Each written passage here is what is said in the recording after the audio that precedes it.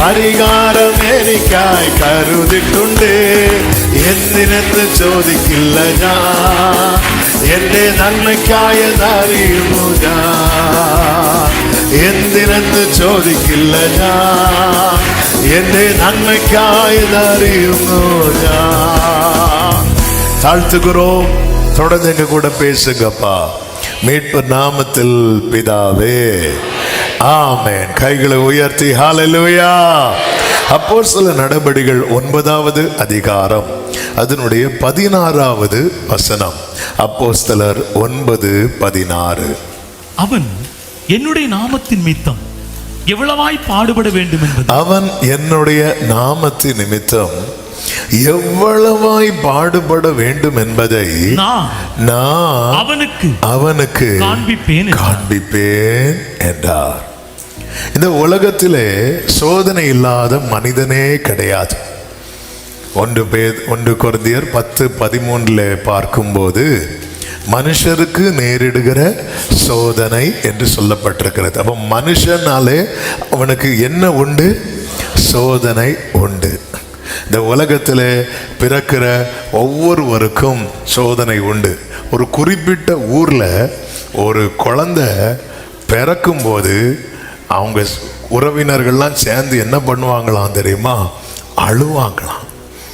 ஏன் அழுவாங்க அப்படின்னா, ஐயோ அவன் வெளியே வந்த சந்தோஷத்தில் இந்த குழந்தை இருக்கு, ஆனால் இங்கே இந்த குழந்தை என்ன பாடு பட போகுதோ அப்படின்னு நினச்சி ஒரு குறிப்பிட்ட ஊரில் எல்லாரும் சேர்ந்து அந்த குழந்தை பிறக்கும் போது, நம்ம ஊரில் தான் எல்லா வாயில லட்டு, ஆனால் அந்த ஒரு குறிப்பிட்ட ஊரில் அந்த குழந்தை பிறக்கும் போது எல்லாரும் சேர்ந்து அழுவாங்களாம்.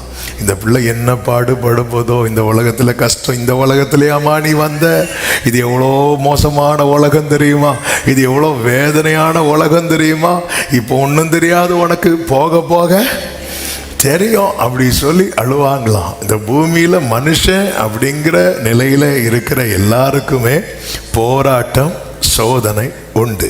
ஆனால் இங்கே அப்போஸ்தலர் 9:16 கர்த்தர் ஒருவனை குறித்து சொல்லும்போது அவன் கஷ்டப்படுவான் அப்படி சொல்லாம, அவன் என்னுடைய நாமத்தின் நிமித்தம் எவ்வளவாய் பாடுபட வேண்டும் என்பதை நான் அவனுக்கு காண்பிப்பேன். இந்த அவன் யார் அப்படின்னா 15வது வசனத்தில் சொல்லப்பட்டிருக்கிறது, என் நாமத்தை அறிவிக்கிறதற்காக நான் தெரிந்து கொண்ட பாத்திரம். கைகளை உயர்த்தி ஒரு ஹல்லேலூயா சொல்லுவோமா? அப்படி என்றால் இதுக்கு ஒரு டைட்டில் வைக்கணும்னா, நம்ம போன வாரம் கேட்ட செய்தியின் தொடர்ச்சியை தான் கேட்க போகிறோம். இது சாதாரண மனுஷனுடைய பாடு அல்ல, விசேஷித்தவனுடைய பாடுகள். ஒரு ஆமேன் சொல்லுங்க பார்க்கலாம். உங்க கூட இருக்கிற மற்ற எல்லாரை விட நீங்க நெருக்கப்படுறீங்கன்னா நீங்கள் விசேஷித்தவர்கள். 8 பேர்ல தாவீது 8 பேருக்கும் பிரச்சனை இருந்துச்சு. ஆனால் தாவீது சந்தித்த பிரச்சனை என்பது அது ரொம்ப அதிகமான பிரச்சனை. 12 சகோதரர்கள்ல 12 சகோதரர்களுக்கும் பிரச்சனை இருந்தது. ஆனால் யோசேப்பு சந்தித்த பிரச்சனை என்பது அது அதிகமான பிரச்சனை. ஏனென்றால் இவர்கள் எல்லாருமே விசேஷித்தவர்கள். ஆரோன் பிறக்கும் போது பிரச்சனை இல்லை, மிரியாம் பிறக்கும் போதும் பிரச்சனை இல்லை, ஆனால் மோசே பிறக்கும் போது பிரச்சனை இருந்துச்சு. ஆமே, காரணம் என்ன அப்படின்னா விசேஷித்தவன். விசேஷித்தவனுக்கு இந்த பூமியில பாடுகள் உண்டு. ஹல்லேலூயா. ஏசா யாக்கோபு நிற்கிறாங்கன்னு வைங்கள. இப்போ 2 பேரும் இங்கே வாங்க அப்படின்னு சொன்னா ஏசா எப்படி வருவான்? ஜம்முன்னு வருவான். யாக்கோபு எப்படி வருவான்? ஆமே, இப்படி இப்படி வருவான், நோண்டி நோண்டி வருவான். ஏன் அப்படின்னு கேட்டா, கர்த்தர் ஏசாவை அல்ல யாக்கோபை தெரிந்து. ஏசாவுக்கும் பாடுகள் உண்டு, ஆனா யாக்கோபின் பாடுகள் போல அல்ல. யாக்கோபை கர்த்தர் தொட்டது தொடையில, யாக்கோபுக்கு தொடையில, ஏசாவை தொடல, அவ்வளவுதான். ஆமா, ஏசாவை டச் பண்ணவே இல்லை. ஆனா யாக்கோபுக்கு ஒரு பிடி பிடிச்சார் பாருங்க. ஆமென். ஹல்லேலூயா. யாக்கோபே ஸ்ட்ரைட்டா வானா இப்படிதான் வருவார். ஆமென். இது விசேஷித்தவனுடைய பாடுகள். பாடுகள். ஏன் இந்த பாடுகள்? ஏன் இந்த பாடுகள்? இந்த வார்த்தையை கடந்த வாரத்தில் ஆவியானவர் காண்பித்து தரும்போது உள்ளத்தில் எழும்பின கேள்வி, கிறிஸ்து பாடுபட்ட பிறகும் அவருடையவர்களுக்கு ஏன் பாடுகள் என்ற கேள்விக்கு தான் ஆவியானவர் பதில் தந்தார். அந்த பதிலை தான் கடந்த வாரத்திலும் பார்த்தோம், இந்த வாரத்திலும் பார்க்கிறோம். இந்த வாரத்தில் ஃபர்ஸ்ட் ஆராதனையில் ட்ரை பண்ணி பார்த்தேன், முடியலை. அதனால் அடுத்த வாரத்திலும் நாம் அதை தொடர்ந்து பார்ப்போம். ரொம்ப முக்கியமான காரியம். ஏன் பாடுகள் என்று 5 காரியங்களில் 2 காரியம் போன வாரம் சொன்னேன். இப்போ நான் ஒருத்தங்களை கை காட்ட போறேன், அவங்க எழும்பி சொல்ல போறாங்க. ஆமென். சிலர் அதனால தான் நாங்கள் செய்தி டைம் எழும்புறதே கிடையாது. ஆமென். ஹல்லேலூயா. சும்மா சொல்றேன், கை காட்ட மாட்டேன். ஏன்னா உங்களை பற்றி தெரியும், நீங்கள் ஈஸியாக மறந்துடுவீங்க. ஆமென். இருந்தாலும் சிலருக்கு ஞாபகம் இருக்கும். அது 2 காரியத்தில் முதல் காரியம் ஏன் பாடுகள்? பங்காளி மறந்துடாதீங்க. ஹல்லேலூயா.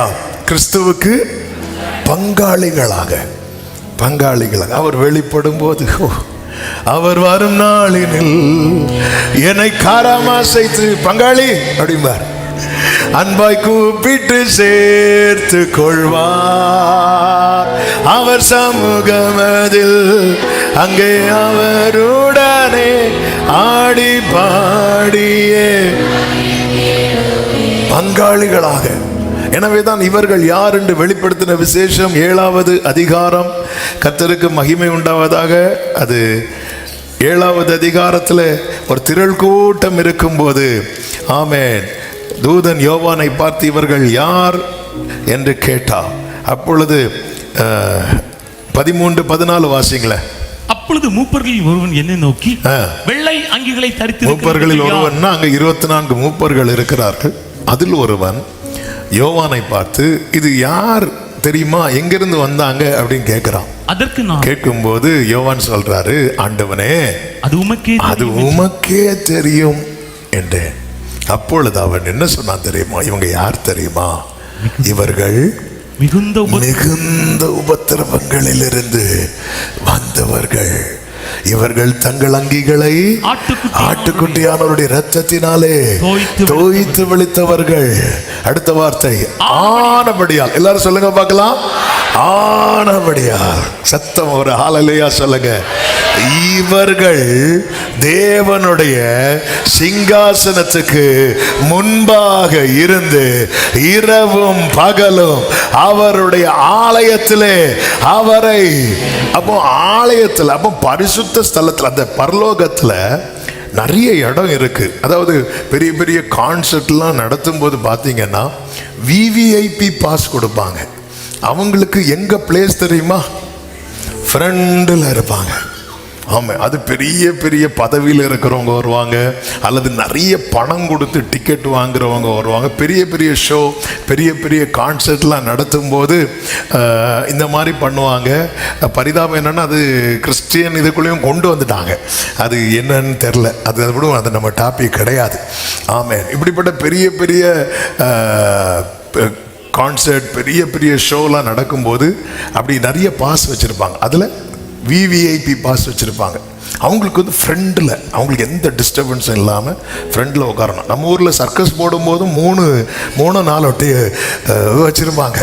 ஆமாம், சின்ன வயசில் வந்து 5 ரூபா அதுக்கு எங்களை ஸ்கூல்லேருந்தெல்லாம் கூட்டிகிட்டு போவாங்க. ஒரு கேலரி இருக்கும், 5 ரூபா கேலரி. இப்போ உண்டாது கேலரி? சொல்லுங்கள், போயிருப்பீங்களா? சொன்னால் மாட்டிடுவோம், அதனால் சைலண்டாக இருப்போம். அது அப்போ ஃப்ரெண்டில் இருப்பாங்க பாருங்கள். நிறைய காசு கொடுத்து வாங்குறவங்க ஃப்ரெண்டில் இருப்பாங்க. ஆண்டவர் வந்து ஃப்ரெண்டில் யாரை வச்சிருக்கிறார் தெரியுமா? ஹல்லேலூயா, ஹல்லேலூயா. இங்கே அப்படி ரொம்ப அதிக வரம் பெற்றவர்கள், அப்படி அதிகம் சபை கட்டி கொடுத்தவர்கள், அப்படிலாம் இல்லை. அவர் நியமித்த பாதையில அது கஷ்டமோ நஷ்டமோ லாபமோ ஆமென் வேதனையோ துன்பமோ இது கர்த்தர் எனக்கு நியமித்த பாதை. ஆமென். இந்த பாத்திரத்தில் நான் பானம் பண்ணுவது தேவ சித்தம் என்று முழு மனதோடு ஒப்பு கொடுத்து வர்றாங்க தெரியுமா, அவங்களுக்கு கர்த்தர் வைத்திருக்கிற ஸ்தானம் பரலோகத்தில் ஒரு உயர்ந்த மேன்மையான ஸ்தானம். ஹல்லேலூயா. அதான் விசேஷித்தவனுடைய பாடுகள், விசேஷித்தவனுடைய பாடுகள். கர்த்தருடைய பரிசுத்த நாமம் மகிமைப்படுவதாக, பாடுகளுக்கு பங்காளியாக. அது மட்டுமல்ல, இன்னும் இதற்கு அடுத்த ஒரு ஸ்டெப் இருக்கிறது. அதுதான் அவரோடு கூட. கர்த்தருக்கு சித்தமானால் அதை அடுத்த வாரம் நம்ம தியானிக்கலாம். ஆமென். ரெண்டாவது ஒரு பாயிண்ட் சொன்னேன். எதுக்காக பாடுகளுக்கு உட்படுத்துகிறார் அப்படின்னா, சூப்பர், அழகா சொல்றீங்க. ஆமா, நீங்க அவங்களுக்கு இடம் கொடுக்குறீங்க. நல்ல வீட்லயும் இடம் கொடுக்குறீங்க, இங்கேயும் இடம் கொடுக்குறீங்க. நீங்களே சொல்லுங்க அப்படின்னு. ஆமா, கிறிஸ்துவை போல ரோமர் 8:29 தம்முடைய குமாரனுடைய சாயலுக்கு ஒப்பாயிருப்பதற்கு. அப்போ என்ன பார்த்தா பிதாவுக்கு என்னதான் யாருதான் தெரியணும் தெரியுமா? சொல்லுங்க, இயேசுவை தான் தெரியணும். வேற எதை தெரிஞ்சாலுமே அவருக்கு பிடிக்காது. பிடிக்காதுன்னா வேற யாரையும் பிடிக்காதுன்னு இல்லை. அவர் அவர் அவர் என்ன உருவாக்குனதே அப்படிதான். என்ன பார்த்தா எப்படி தெரியணும்? ஆமா, இதுதான் அப்படி தெரியும். அது எப்படின்னு சொல்லணும்னா, இப்போ ஈசாக்கு கண்ணெல்லாம் இப்படி மங்கலாக ஆரம்பிச்சிட்டு, ஒழுங்கா யார் ஃப்ரெண்டில் நிற்கான்னு தெரியல. ஆனால் நாக்கில் டேஸ்ட்டுக்கு ஒரு குறைவு கிடையாது. அவருக்கு அப்படியே சரி கடைசி காலம் இன்னைக்கா நாளைக்கான்னு தெரியல. அப்போ நம்ம என்ன பண்ணுவோம்? நம்ம மகனை கூப்பிடுவோம். யாரை? ஏசாவை கூட. அவன் தான் மூத்தவன். அது இயல்பாகவே அது இயற்கையாகவே அமைஞ்சிட்டு. சிரேஷ்ட புத்திர பாகம். அவன் போராட வேண்டிய அவசியம் கிடையாது, ஒன்றுமே கிடையாது. அவனை கூப்பிட்டு, இங்கே பாரு, எனக்கு நான் உன்னை ஆசீர்வதிக்கணும், சாகிறதுக்கு முன்னாடி என்னை ஆசீர்வதிக்கணும். ஆனால் நான் ஆசீர்வதிக்கிறதுக்கு முன்னாடி நீ எனக்கு காட்டில் போய் வேட்டையாடி நல்ல ஏதோ மானம் ஏதோ பிடிச்சு கொண்டு எனக்கு முன்னாடி வா, நான் அதை சாப்பிட்டு உன்னை பிளஸ் பண்ண போகிறேன். ஏசாக்கு குஷி ஆயிட்டு. ரைட். இதை யார் கேட்டுட்டு இருக்கிறா? கிச்சனில் இருக்கிற அம்மா காதில் விழுது, யாக்கோபு காதில் விழலை. அதாவது ஸ்திரீகளுக்கு உள்ள ஒரு பெரிய கிஃப்ட் என்னன்னா, மிக்சி ஓடட்டும், கிரைண்டர் ஓடட்டும், ட்ரெயினே ஓடட்டும், ஆனால் எங்கே யார் பேசுகிறாங்கிறது காதில். ஆனால் சண்டை என்ன பேசுகிறான்னு கேட்டு பாருங்க, தெரியாது. ஆமாம், அப்படியே விழுது. நம்ம அப்படியே சமைச்சிட்டு யாக்கோவே அப்படி கூடுறாங்க. என்னம்மா, இங்கே பாரு, அப்பா இப்படி பிளான் போட்டிருக்கிறார். நீ என்ன பண்ணு, நீ ஒரு ஆட்டுக்குட்டி அடிச்சுட்டு வா, ஒரு செம்மறி ஆடை பிடிச்சி அடி, அந்த தோல்லாம் உன் மேலே வச்சு செட் பண்ணி விடுறேன், நான் சமைச்சு தரேன். உங்கள் அப்பாவுக்கு எப்படி சமைச்சா பிடிக்கும்னு எனக்கு தெரியும், நான் அதெல்லாம் சமைச்சு தரேன். நீ ஏசாக்க வஸ்திரத்தை போட்டுட்டு கிட்டப்போ. இப்போ ஈசாக்கு யாரை பிடிக்கும்? ஏசாவை பிடிக்கும். இப்போ யாக்கோபு ஏசாவின் வஸ்திரத்தை போட்டுட்டு கிட்ட போறான். அப்பா அப்படின்னு கூப்பிடுறான். அப்போ ஈசாக்கு கேட்கிறார், யார் இது அப்படின்னு கேட்கிறார். ஆமாம், அப்பான்னு யாக்கோபு கூப்பிட்டு ஈசாக்கு யார் இது அப்படின்னு கேட்கிறார். அப்படின்னா அவருக்கு வாய்ஸில் என்ன வந்திருக்கு? டவுட் வந்திருக்கு. நான் நினைக்கிறேன் இவர் கொஞ்சம் மிமிக்ரி பண்ணியிருப்பார்னு நினைக்கிறேன். யாரு? யாக்கோபு. ஆனால் அது சொதப்பிட்டு, அது வேற. கொஞ்சம் அப்படியே ஏசா மாதிரி அப்படி ட்ரை பண்ணி பேசியிருப்பாரு. யார் இது? அப்போ நோதான் ஏசா அப்படின்னு சொல்லி பேசும்போது, இல்லையே சத்தம் கேட்டா, இங்கே வா இங்கே வா இங்கே வா, கையை காட்டு. ஏசாவுக்கு கையெல்லாம் நல்ல முடிவு உண்டு. அதே மாதிரி அந்த அடித்த ஆட்டோடைய அந்த தோல் எடுத்து மேலே போட்டோன்னே கையை பார்த்தா ஏசா கை மாதிரி தான் இருக்கு. ஆனால் சத்தத்தை பார்த்தா ஆமே, இங்கே வா அப்படி சொல்லி கூப்பிடுவார். நான் சொல்கிற சம்பவம் ஆதியாகமம் 27. கூப்பிட்டு பக்கத்தில் அணைத்து அப்படி ஸ்மெல் பண்ணுவார். போட்டிருக்கிறது யாருடைய ட்ரெஸ்? ஏசா ட்ரெஸ். அந்த ட்ரெஸ்ஸுக்குள்ள யார் இருக்கிறா? யாக்கோபு இருக்கிறான். ஸ்மெல் பண்ணதும் யாருக்கு தெரிஞ்சிட்டு தெரியுமா?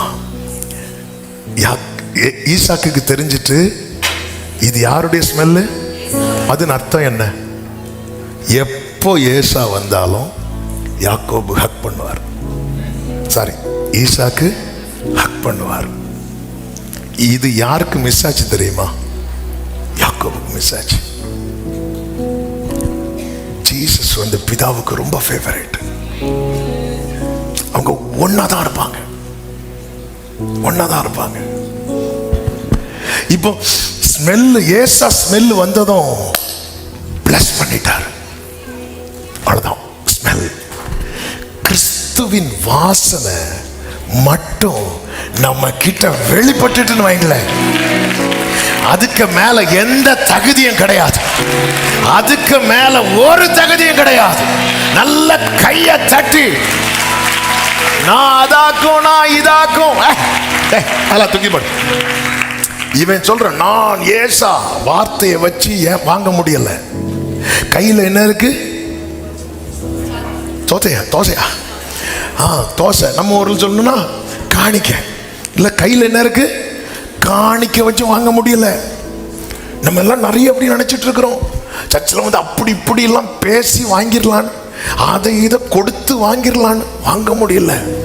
ஆனா வார்த்தையால வாங்க முடியாதது, காணிக்கையால வாங்க முடியாதது, வாசனையால நல்ல கரங்களை சாட்டி சபையே உகந்த காணிக்கையா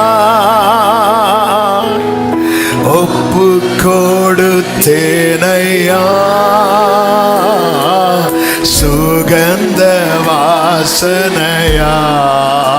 விரும்புறவங்க மட்டும் கைகளை உயர்த்தி ஆமென். இந்த ஒரு ஜெபமாக அப்படியே கண்களை மூடி ஆமென். சுகந்த வாசனையா நுகர்ந்து, ஓ தகப்பனே உம்மிடத்தில், தகப்பனே தகன பலியானே, தகன விட்டு கொடுங்க. நம்ம சுய எல்லாம் கம்ப்ளீட்டா அடிபடட்டும்.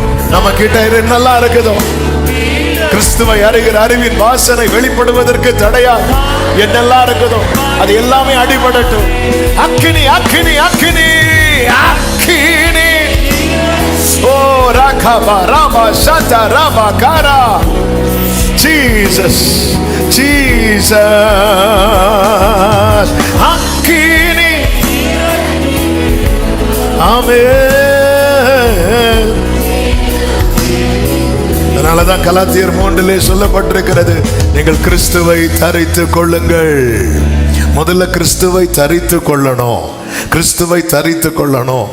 ஆமா, இந்த 2வது பாயிண்ட் தான் டச் பண்ணிட்டு இருக்கிறேன். ஆண்டவர் இந்த செகண்ட் சர்வீஸ்ல இதை கொஞ்சம் கூட டீப்பா பேச வைக்கிறார். ஆமென். கிறிஸ்துவை தரித்துக் கொள்ளணும். அதுக்கு என்ன செய்யணும்? அதன் அடிப்படை தான் விசுவாசித்து ஏற்றுக்கொள்ளணும், அவரோடு கூட உடன்படிக்கை செய்யணும். உடன்படிக்கை செய்யணும், உடன்படிக்கை. அதுதான் ஞான ஸ்நானம். ஞான ஸ்நானம் உடன்படிக்கைக்கு உட்படாம யாராவது இருக்கிறீங்கன்னா ஆமென், உங்களை தாழ்த்தி ஒப்பு கொடுங்கள். கிறிஸ்துவை தரித்து கொள்ளும் போது பழையன ஒளிந்தன, பழைய ட்ரெஸ்ஸை தூக்கி போட்டாச்சு, எல்லாம் புதிதாகின. இப்ப நான் அவருடையவன், அவருடையவன். கலாத்தியர் 3 கடைசியில சொல்லப்பட்டிருக்கிறது. கிறிஸ்துவினுடையவர்கள், யூதன் என்றும் இல்லை, கிரேக்கன் என்றும் இல்லை, அடிமைங்க வித்தியாசமே கிடையாது, வித்தியாசமே கிடையாது. இப்போ ஒரு போலீஸ் யூனிஃபார்ம் போட்டுட்டு யார் நின்னாலும், அவங்க ஹைட்டா இருந்தாலும் அவங்க யாரு தான்? போலீஸ் தான். கட்டையா இருந்தாலும் அவங்க யாரு தான்? போலீஸ் தான். வெள்ளையா இருந்தாலும் அவங்க யாரு தான்? போலீஸ் தான். கருப்பா இருந்தாலும் அவங்க யாரு தான்? போலீஸ் தான். பாடியை ஃபிட்டா வச்சிருந்தாலும் அவங்க யாரு தான்?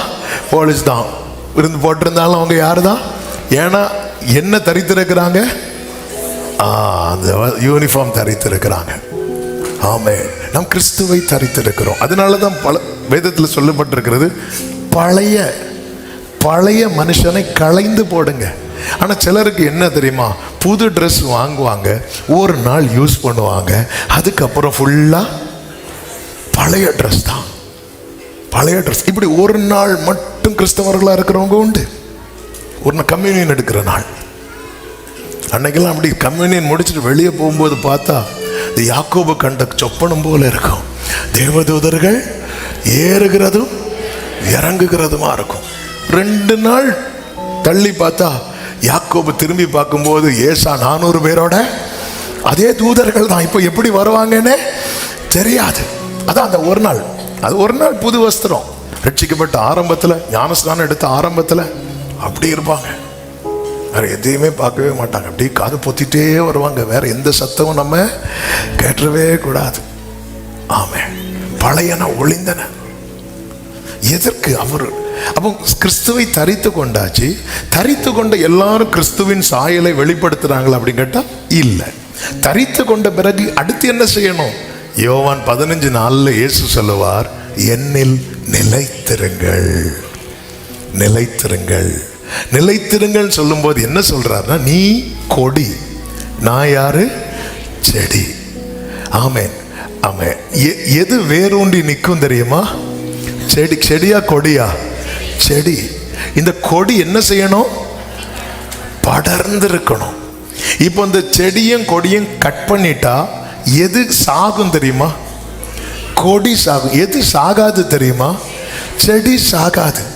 என்ன இல்லாமல் உங்களால் ஒன்றும் செய்ய முடியாது. நீங்கள் என்னில் நிலைத்திருந்தால் மிகுந்த, எல்லாரும் சொல்லுங்க பார்க்கலாம், மிகுந்த, அந்த மிகுந்த கனிதான் கிறிஸ்துவின் சாயல். அப்ப அந்த கனி, நான் நிலைத்திருக்கிறேன், நீ நிலைத்திருக்கிறேன் அப்படின்னு கேட்டா நான் கை தூக்க தான் செய்வேன். நான் நிலைத்திருக்கிறேன் இல்லையா என்பது எதுல தான்? நான் கை தூக்குறதுல வெளிப்படாது, கனியில தான் வெளிப்படும். கனி இருக்கும், எல்லாருக்குள்ளும் கனி இருக்கும். ஒரு இறக்க குணம் இல்லாம யாராவது இங்க இருக்கிறோம்? எல்லார்ட்டையும் இறங்குறோமாங்கிறது 2வது கொஸ்டின். ஒரு சிலர் மேலேயாவது நமக்கு இறக்கம் இருக்குல்ல, ஒரு சிலர் மேலேயாவது நமக்கு அன்பு வருதில்ல, ஒரு சிலருக்கு அதாவது சில செய்தியை பார்க்கும்போது ஐயோ பாவம் அப்படின்னு தோணுதில்ல, அதெல்லாம் இறக்கம் தானே. அதெல்லாம் உள்ள ஒரு நன்மை இருக்கிறதுனால தான் அப்படி வருது. எல்லாருக்கும் இருக்கு, எல்லார் மேலேயும் இருக்குதா அப்படின்னு கேட்டா ஒரு பெரிய கொஸ்டின். பைபிள் சொல்லுது, யாவரோடும் சமாதானம். எப்படி சொல்லப்பட்டிருக்கிறது? நம்ம சிலரோடு சமாதானமா இருப்போம், சிலரோடு சமாதானமா இருப்போம். ஆனா யாவரோடும் வரும்போது ஒரு பெரிய கேள்வியா இருக்கும், பெரிய கேள்வியா இருக்கும். சிலருக்கு நம்ம ஹெல்ப் பண்றோம், எல்லாருக்கும் ஹெல்ப் பண்ண முடியுதா அப்படின்னு கேட்கும்போது, திராணி இருக்கும்போது சொல்றேன், திராணி இல்லாம ஹெல்ப் பண்ண ஆசை இருக்கு, என்ன பண்ண, அதெல்லாம் இல்லை. திராணி இருந்து நமக்கு எல்லாருக்கும் பண்ண முடியுதான் கேட்கும்போது பெரிய கேள்வியா வருது. அப்போ இந்த இடத்துல தான் நம்முடைய கனிகள் பத்தல்லன்னு அர்த்தம். கனிகள் என்னது செய்யல? பத்தல்ல. 12 சீஷர்களுக்கு 5 அப்பம் 2 மீன் பத்தும். அவங்க அட்ஜஸ்ட் பண்ணி சாப்பிட்றாங்க. ஆனால் 5000 பேருக்கு பத்தாது. ஆமா, கர்த்தர் உனக்கு நியமித்திருக்கிற எல்லை பெரிதா இருக்கும்போது இந்த கனிகள் உனக்கு பத்தாது. உன்னை கர்த்தர் நியமித்தது மிகுந்த கனிகளை கொடுக்க. அதுக்கு ஒரே வழிதான் இருக்கிறது, கிறிஸ்துவை போல மாறணும். கிறிஸ்துவை போல மாற ஒப்பு கொடுக்கிறவர்கள் ஆயிரங்களுக்கு பயன்படுவார்கள், ஆயிரங்களுக்கு பயன்படுவார்கள். கிறிஸ்துவின் கையில போன அப்பம் நொறுக்கப்படும். நொறுக்கப்பட்ட அப்பத்தை புசித்தவர்கள் 5000 புருஷர்கள். ஆமென். அவர் அப்பத்தை எடுத்து, அப்பங்களை எடுத்து பிட்டு, மலையாளத்தில் நொறுக்கி, அதை உடைத்து, அப்ப கையில போய் உடைக்கப்படுமானால் அது கொஞ்சம் பேருக்கு அல்ல, அநேகருக்கு, அநேகருக்கு. ஆமென். பயன்பட்ட பிறகு அது அப்ப துணிக்கைகள் அல்ல சேர்த்தது, அப்பங்கள் சேர்க்கப்பட்டது. சத்தம் ஒரு ஆமென் சொல்லுங்க பார்க்கலாம். அப்ப நல்ல கவனமா கேளுங்க. அப்ப தேவன் எதற்கு என்ன இந்த பாடுகளுக்கு உட்படுத்துகிறார்? இந்த பாடுகளுக்கு உட்படுத்துகிறார். அவன் அநேகருக்கு. ஆண்டவர் பவுலை குறித்து சொல்லும் போதே, இவன் புறஜாதிகளுக்கும் 9-15 அப்போஸ்தலர், ராஜாக்களுக்கும் இஸ்ரவேல் புத்திரருக்கும் என்று சொல்லப்பட்டிருக்கிறது. ஆமென். புறஜாதிகளுக்கும் ராஜாக்களுக்கும். அப்போ எல்லா பக்கத்திலிருந்தும் இவருக்கு என்ன வருது அப்படின்னா நெருக்கம் வருகிறது. கர்த்தருக்கு மகிமை உண்டாவதாக. நீங்கள் எல்லாரும் கவனிக்கிறீர்கள் என்று நான் நம்புகிறேன். அப்பப்ப தலையை அப்படி மேலே தூக்கி பார்க்குறீங்க அப்படின்னா நீங்க கவனிக்கிறீங்க. அதாவது ரொம்ப நேரம் கண்ணை இப்படி கண்ணிமை மூடாம ஒருத்தங்க பார்த்துட்டே இருக்கிறாங்க அப்படின்னா ஆளு அமெரிக்கா தாண்டி போயிட்டு இருக்கிறாங்கன்னு அர்த்தம். ஆமே. அதுக்காக நீங்க சும்மா பார்த்து கண்ணடிச்சிட்டோம் இருக்கக்கூடாது. எதுவுமே பிரச்சனை தான். ஆமே. அப்ப அதனாலதான் இடையில ஆமேட் சொல்லுங்க, அல்லேலூயா சொல்லுங்க. இதெல்லாம் சொல்றதுக்கு காரணம் நம்ம கொஞ்சம் அப்படி இருந்தோம்னு வைங்களேன், டக்கு இழுத்துட்டு போயிடுவோம். அப்பொழுது ஆமே இயேசுவையே தேவாலயத்துக்கு மேல கொண்டு போய் நிறுத்திட்டான். யாராவது மேல இருந்தீங்கன்னா தயவு செய்து இப்போ கீழே இறங்கி வரும்படி உங்களை அன்புடன் கேட்டுக்கொள்கிறேன். கர்த்தர் உங்களை ஆசீர்வதிப்பாராக. மூன்றாவது ஒரு முக்கியமான காரியம், ஏன் தேவன் பாடுகளுக்கு உட்படுத்துகிறார்? ஏன் பாடுகளுக்கு உட்படுத்துகிறார்? ஆமே, இதற்கு ஒரு பெயர் சொல்லலாம். அதுதான் விசுவாச பரீட்சை. விசுவாச பரீட்சை. நம்ம பாடணுமே, பரீட்சை என்றே தெய்வம் அனுமதிச்சால் பரிகாரமே நிக்காய்க்க. இந்த விசுவாச பரீட்சை குறித்து நம்முடைய சபையிலும் அதிகம் பேசப்பட்டிருக்கிறது. போன டிசம்பர் மாதம் கடைசி சண்டே டேவிட் சாம் மூலமாக ஆண்டவர் அந்த வார்த்தையை நம் மத்தியிலே பேசினதை நீங்கள் கண்டிப்பாக மறந்திருப்பீர்கள். ஆமே, நீங்க கேட்டிருப்பீங்க, ஞாபகத்தில் இருந்திருக்கும். அதாவது வார்த்தையால் ஆசீர்வதிக்கப்பட்டவங்க என்ன செய்ய மாட்டாங்க தெரியுமா? மறக்கவே மாட்டாங்க. இதான் நம்ம கேட்கறதுல நமக்கு ஞாபகத்தில் இருக்குமான்னு ஞாபகத்தில் இருக்காது. ஆனால் அதை சொல்லும்போது நமக்கு என்ன வரும் தெரியுமா? ஞாபகத்தில் வரும். இதுதான், இவ்வளோதான். எங்கள் அப்பா சொல்லுவாங்க, இங்கே பாரு, நீ 2 மணிக்கூர் 3 மணிக்கூர் பேசினாலும் 20 நிமிஷம்தான் கேட்குறவங்களுக்குள்ள ஏறும். அதையும் தாண்டி நம்ம எதுக்கு பேசுகிறோம் அப்படின்னா அதில் ஏதாவது ஒரு வார்த்தை அவங்களுக்கான ரேமாவாக இருக்கும். ஆமாம், அதனால தான் பைபிளில் இருக்கும் தெரியுமா, காது உள்ளவன் கேட்க கடவன். காது உள்ளவர்கள் எல்லாம் கைகளை உயர்த்தி ஒரு ஹல்லேலூயா சொல்லுவோம். ஆமென். இப்போ ஏன் சொன்னோம் தெரியுமா? ஒருவேளை நான் சொல்லாமல் இருந்து வீட்டுக்கு போகும்போது என் காது, ஆமென், கர்த்தர்களை ஆசீர்வதிப்பாராங்க. இந்த விசுவாச பரீட்சையை குறித்து ஒரு சில காரியங்களை கொஞ்சம் சொல்லி நம்ம ஜெபம் பண்ண போறோம். அதாவது விசேஷித்தவனுக்கு ஒரு விசுவாச பரீட்சை, விசேஷித்தவனுக்கான விசுவாச பரீட்சை என்பது ரொம்ப விசேஷமானது.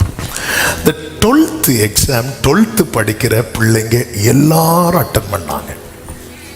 ஆனா இன்னைக்கு ஒரு நீட் எக்ஸாம் இருக்கிறது, அது எல்லாரும் அட்டன் பண்ண மாட்டாங்க. ஆமென், ஆமென். நீட்டுனாலே ஆமென் கும்பிட்டு போட்டு இந்த எக்ஸாம் அட்டன் பண்ணதை விட சேலஞ்ச் என்ன தெரியுமா? இந்த எக்ஸாம் ஹாலுக்குள்ள போறது. இதுதான் பெரிய சேலஞ்ச். கொஸ்டினை விடுங்க, எங்களை உள்ளேயே உடல.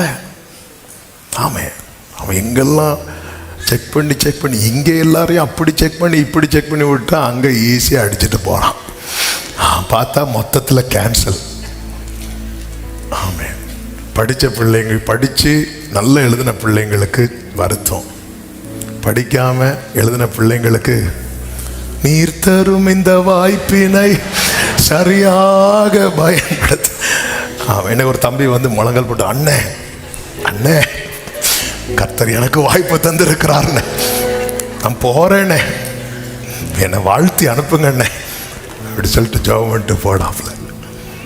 ஆமென். விசேஷித்தவனுடைய பாடுகள். இந்த பரீட்சை எதற்காக என்றால் நம்முடைய விசுவாசத்தை சுத்திகரிக்க. நமக்கு கொடுக்கப்பட்ட விசுவாசத்தை குறித்து ஒரு தேவ பிள்ளைக்கு ஒரு தெளிவு வேணும். 1 பேதுரு 1:7 சொல்லப்பட்டிருக்கிறது, அழிந்து போகிற பொன் அக்கினியினாலே சோதிக்கப்படும், அதை பார்க்கலாம் அதிக விலையேறப்பட்டதாய் இருக்கிற உங்கள் விசுவாசம் சோதிக்கப்பட்டு. அப்போ விசுவாசம் எப்படிப்பட்டது? விலையேறப்பட்டது. எல்லாரும் சொல்லுங்க பார்க்கலாம். விலையேறப்பட்டது. எனக்குள்ளே தேவன் துவங்கின விசுவாசம் விலையேறப்பட்டது. ஏன் அது விலையேற பெற்றது என்றால் அதற்கு கொடுக்கப்பட்ட கிரயம் அப்படிப்பட்டது. ஏன் பொண்ணு அழிந்து போகிற பொண்ணுன்னு சொல்லப்பட்டது? பொண்ணை தீயில போட்டா அழியுமா? அழியாது. அப்ப ஏன் அது அழிந்து போகிற பொண்ணுன்னு சொல்லப்பட்டிருக்கிறது? ஏன்னா அந்த பொண்ணுக்கு கொடுக்கப்பட்ட கிரயம் இருக்கிறது அல்லவா, அது காசு இருக்கிற எவனுக்கும் என்ன செய்ய முடியும்? வாங்க முடியும். ஆமே, ஹல்லேலூயா. அவன் அதுக்கு முழங்கால் போட்டு, ஆண்டவரே எனக்கு இதை தாங்க, பொண்ணை தாங்க, பொருளை தாங்க கேட்டு வாங்கி, அப்பா நான் வாங்கிட்டேன்னு சொல்லும்போது நம்ம போய் ஒரு கடையில் வாங்குறோம் தெரியுமா? அவன் தேவன் யாருன்னு கேட்குறவன்.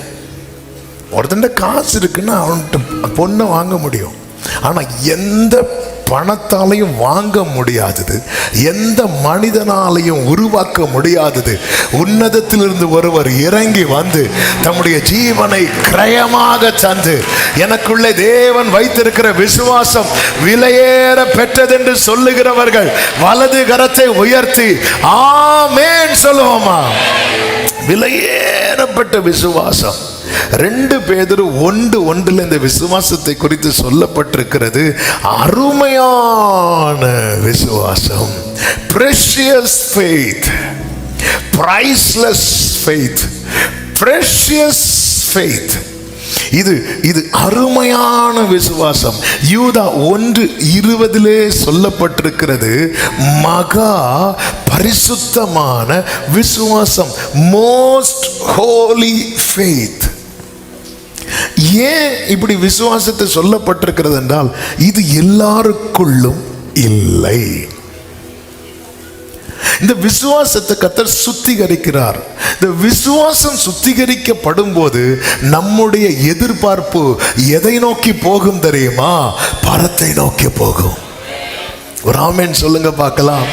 கர்த்தருடைய வார்த்தை நிறைவேறும் அளவும் அவருடைய வசனம் யாரை புடமிட்டது என்று இருக்கிறது? யோசேப்பை புடமிட்டது. ஏன் புடமிட்டது? யோசேப்பு ஆமென் சிறையில் 2 பேர் சொப்பனத்துக்கு அர்த்தம் சொல்றான். அர்த்தம் சொல்லி ஒருத்தனுக்கு கிளிக் ஆகுது. அப்போ அவங்கிட்ட ஒரு ரிக்வெஸ்டையும் வைக்கிறான். என்ன ரிக்வெஸ்ட் வைக்கிறான் தெரியுமா? நீ வாழ்ந்திருக்கும் போது என்ன நினைச்சுக்கோ சொல்லிட்டு அனுப்புறான். ஆண்டவர் பார்த்தார், அடுத்த புடமிடுறார். அந்த புடமிடுதல் பல விதத்தில் நடக்கும். ஒன்று தூக்கி போடுறது, இன்னொன்று பொய்யான குற்றச்சாட்டு, இன்னொன்று என்ன தெரியுமா? நமக்கு நன்மை செய்வாங்கன்னு நாம நினைச்சிட்டு இருக்கிறோம் தெரியுமா? அவங்க நம்மளை மறக்கிறது. இது புடமிடுதல். ஏன் இந்த புடமிடுதல் வந்ததுனாலதான் ஆமென் இன்னும் 2 வருஷம் கழித்து அவனுக்கு ஒரு ஆப்பர்ச்சுனிட்டி கிடைக்கும் போது அவங்கிட்ட பார்வன் கேட்கிறான், நீ சொப்பனத்துக்கு அர்த்தம் சொல்றவேன்னு இவன் சொன்னானே. இவன் சொன்னான் பைபிள் அல்ல, ஆனா சொன்னது யாரு? பானபாத்திரக்காரன். அப்போ யோசேப்பு அவனை காட்டல, யோசேப்பு அவரை காண்பித்தான். நான் அல்ல அப்படி காட்டுறான். இதுதான் சுத்திகரிப்பு. விசுவாசி அவனென்றும் பதறா, விசுவாசி அவனென்று பதறா, அவன் அங்கூரமேசுவிலுண்டு,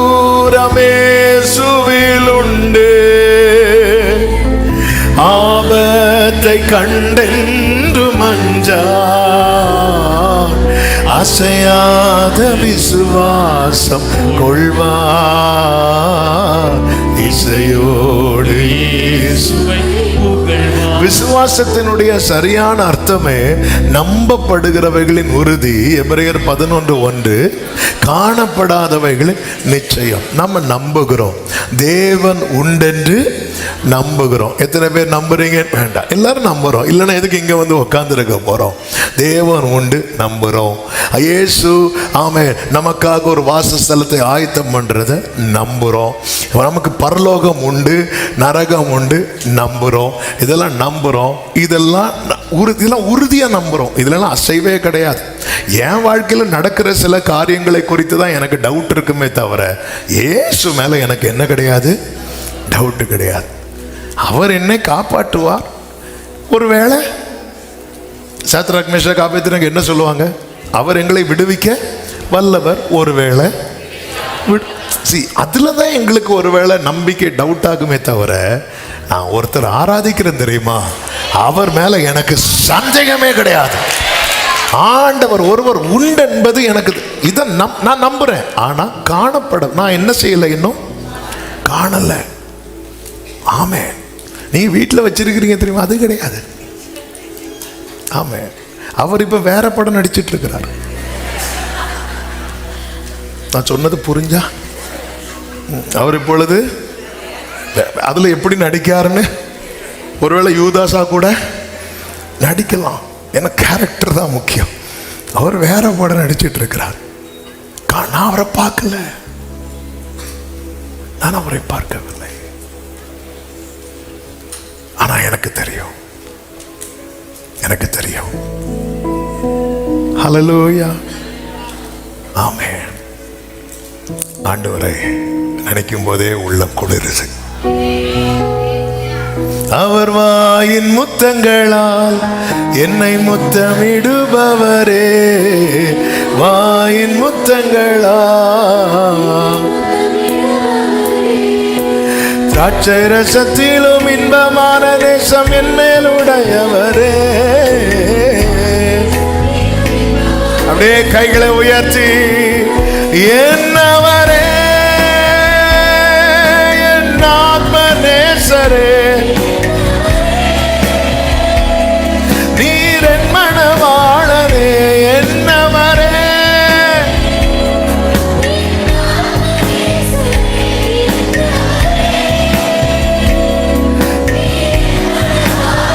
ஆமென். என்னை பிரியமே என்று பவதியே என்று அழைப்பவரே, என்னவரே என்னவரே.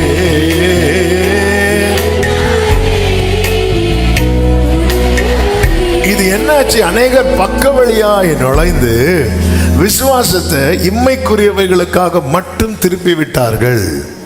இம்மைக்குரியவைகளுக்காக மட்டும். இப்போ கர்த்தர் கார் தருவார், வீடு தருவார், பைக்கு தருவார். இப்படி இது நம்ம பண்றது கூடாதுன்ற இல்லை. எனக்கு பசிக்குன்னா கர்த்தர் எனக்கு ஆகாரம் தருவார், எனக்கு கார் தேவைன்னா எனக்கு கார் தருவார், எனக்கு வீடு தேவைன்னா வீடு தருவார்.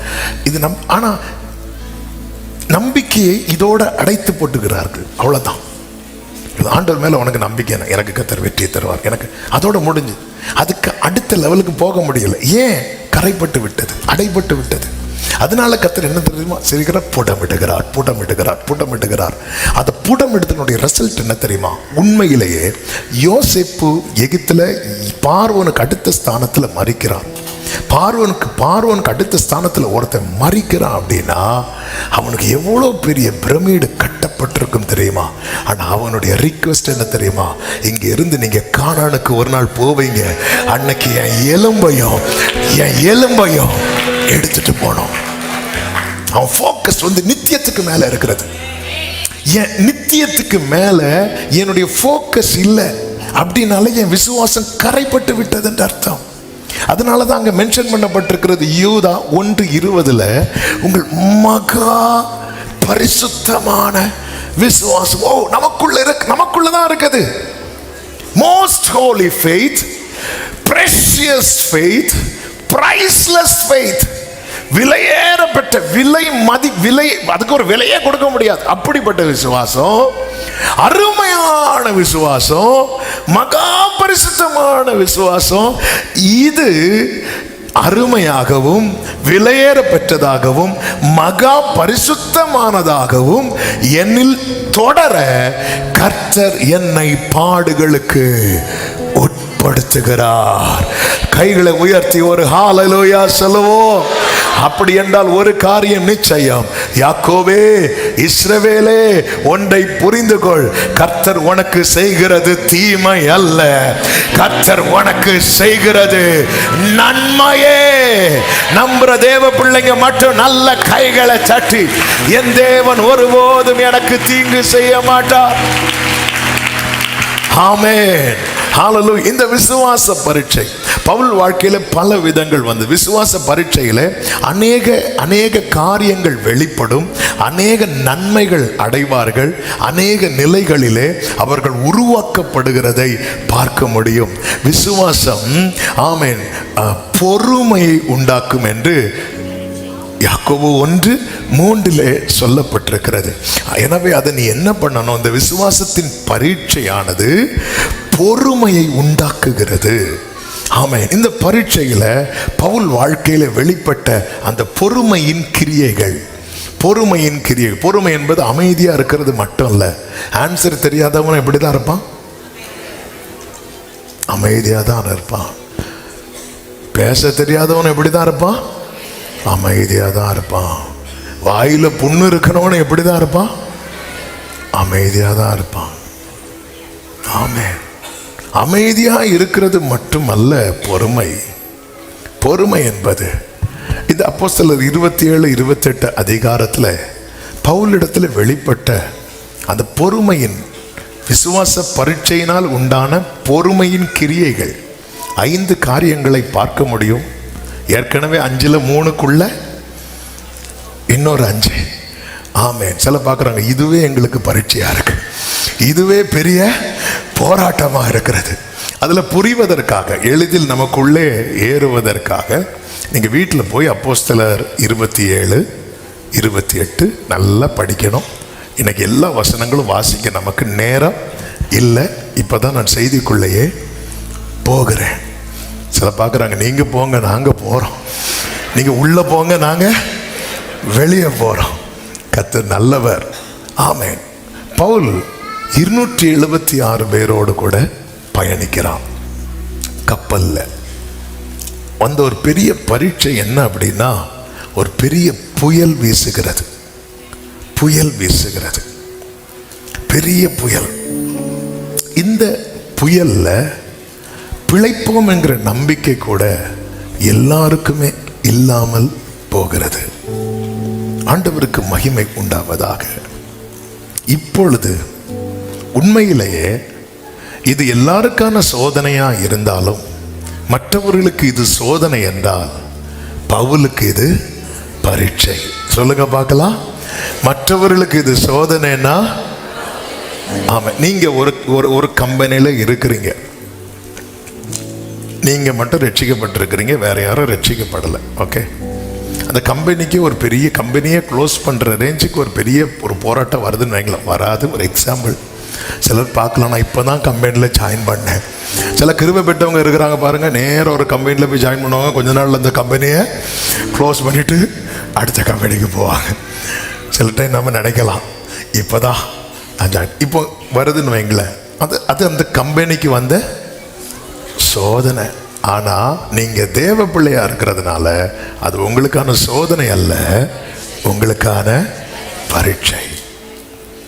மீதி எல்லாருமே காமனா ஒரு ஸ்டெப் எடுப்பாங்க. ஆனா நான் என்ன எடுக்கிறேன்? ஏன்னா எனக்குள்ள தேவன் வைத்திருக்கிற விசுவாசம் எப்படிப்பட்ட விசுவாசம்? 3 சொன்னேன், சொல்லுங்க பார்க்கலாம். சூப்பர், அருமையான விசுவாசம். அடுத்து எல்லாரும் இப்ப சொல்லணும், விலையேறப்பட்ட விசுவாசம். சொல்லுங்க பார்க்கலாம். அருமையான விசுவாசம், மகா பரிசுத்தமான விசுவாசம். ஆமென். சொல்லுங்க பார்க்கலாம். இது நீங்க சொல்லிட்டே போகணும். எனக்குள்ள இருக்கிற விசுவாசம். ஆமென். அதுல கொஞ்சம் கூடுதல் குறைவு இருக்கும். அற்ப விசுவாசம் இருக்கும், ஆச்சரியமான விசுவாசம் இருக்கும். ஆமென். பேதுருவை பார்த்து என்ன சொல்லுவார்? அற்ப விசுவாசம். 100க்கு அதிபதி விசுவாசத்தை எப்படி பார்ப்பார்? அப்ப லெவல் வேறையா இருக்கும். ஆனா அந்த விசுவாசம் எப்படிப்பட்ட விசுவாசம் தெரியுமா? விலையேறப்பட்ட விசுவாசம். நமக்குள்ள இந்த விசுவாசத்தை துவக்கும்படிக்கு கிரயம் தந்த தேவனுக்கு ஸ்தோத்திரம் செலுத்த விரும்புறவங்க முழு பலத்தோடு கரங்களை தட்டி முழு பலத்தோடு.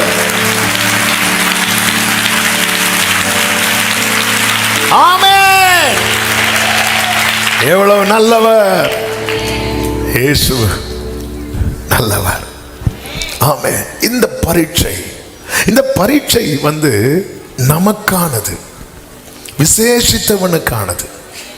இதுல எல்லாரும் நம்பிக்கை இழந்து, அப்போஸ்தலர் 27வது அதிகாரம் வாசிக்க வேண்டாம், அதனுடைய 20 கடைசியில் சொல்லப்பட்டிருக்கிறது, எல்லாருடைய நம்பிக்கை மற்று போனது என்று சொல்லப்பட்டிருக்கிறது.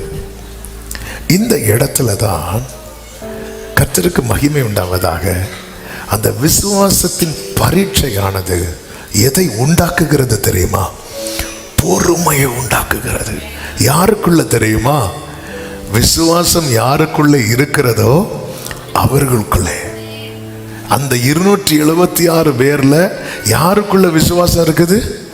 பவுலுக்குள்ள மட்டும். பவுல் இந்த இடத்துல டூருக்கு போக கப்பல்ல ஏறல. அவன் அவன் அவன் சிறைபிடிக்கப்பட்டு கொண்டு போகப்படுகிறான்.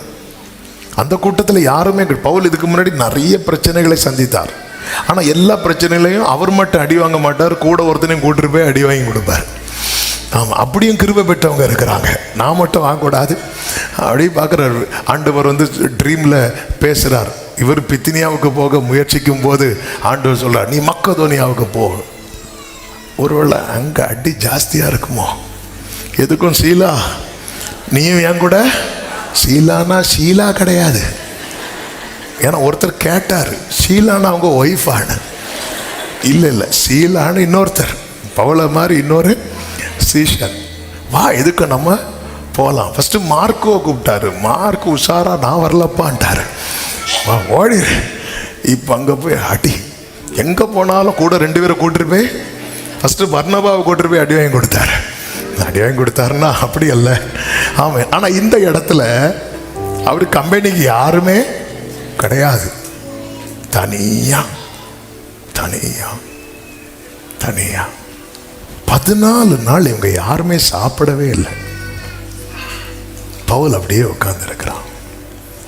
இது விசுவாச பரீட்சை, இது சோதனை அல்ல, இது பரீட்சை என்பதை பவுல் புரிந்து கொள்ள 14 நாள் ஆச்சு. பவுலுக்கே 14 நாள் ஆச்சுன்னா நமக்கெல்லாம் 14 வருஷம் தாண்டினாலும் நம்ம எல்லாம் அவங்களுக்கும் எத்தனை பேர்ப்பா அவங்க கூட சேர்ந்து? நாங்கள் 10 பேர், நாங்கள் 15 பேர், நாங்கள் 276 பேர். இது வந்து சோதனை. எல்லாரும் 14 நாள் சாப்பிடவே இல்லை, எதுவுமே சாப்பிடல. ஆமே. 33வது வசனத்தில் சொல்லப்பட்டிருக்கிறது, பொழுது விடுகையில் எல்லாரும் போஜனம் பண்ணும்படி பவுல் அவர்களுக்கு தைரியம் சொல்லி, நீங்கள் இன்று 14 நாளாய் ஒன்றும் சாப்பிடாமல் பட்டினியாய் இருக்கு. ஒண்ணுமே 14 நாள் சாப்பிட. ஏன் சாப்பிடல சொல்லுங்க பார்க்கலாம். போச்சு.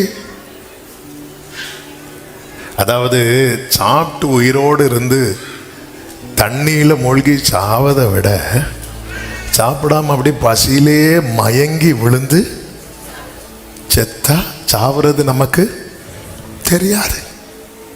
சில பார்க்குறாங்க, இது நல்ல ஐடியாவா இருக்கு. இவங்க செட்டப்ப சொல்றேன்.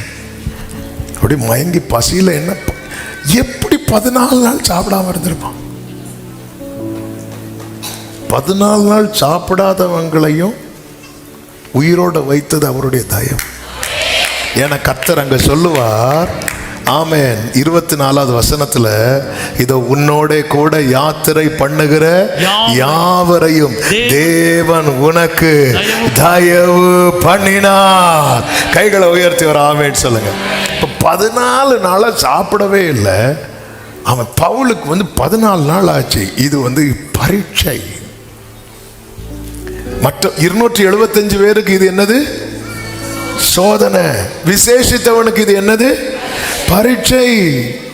ஒரு தேவ பிள்ளை இப்படி பார்க்க ஆரம்பிச்சிட்டீங்கன்னா நீங்க எழும்பி நின்றுவீங்க. ஒரு ஆமென் சொல்லுங்க பார்க்கலாம். நீங்க எழும்பி நின்றுவீங்க. ஆமென். 14வது நாள்ல 21வது வசனத்தை பாருங்கள்.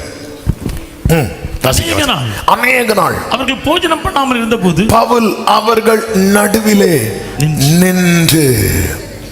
நின்று ஆமென்.